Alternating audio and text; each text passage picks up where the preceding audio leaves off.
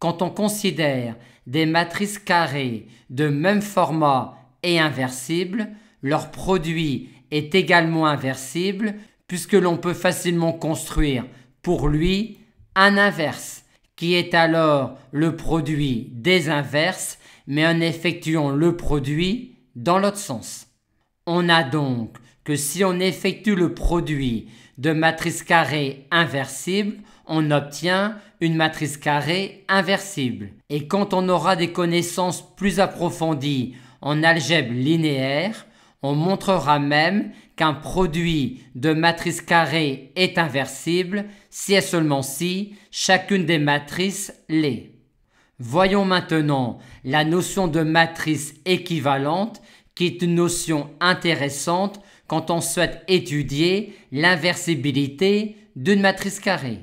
Deux matrices de même format, mais non forcément carrées, sont dites équivalentes lorsque l'on peut passer de l'une à l'autre en multipliant l'une à droite ou et à gauche par des matrices carrées inversibles.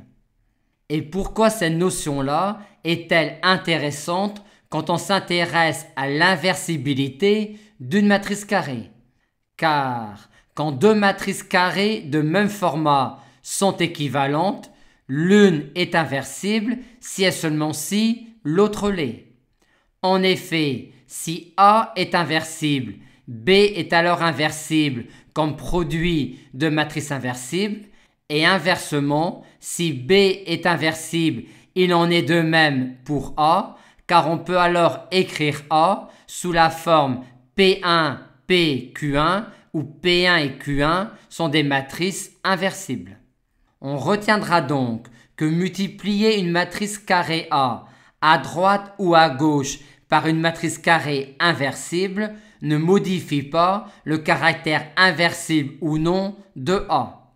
Et que donc effectuer sur les lignes ou les colonnes d'une matrice carrée A des opérations élémentaires qui peuvent être codées par une multiplication à droite ou à gauche par une matrice inversible ne modifie pas le caractère inversible ou non de la matrice carrée A. Et on a là un outil très intéressant pour étudier si une matrice carrée A est inversible ou non.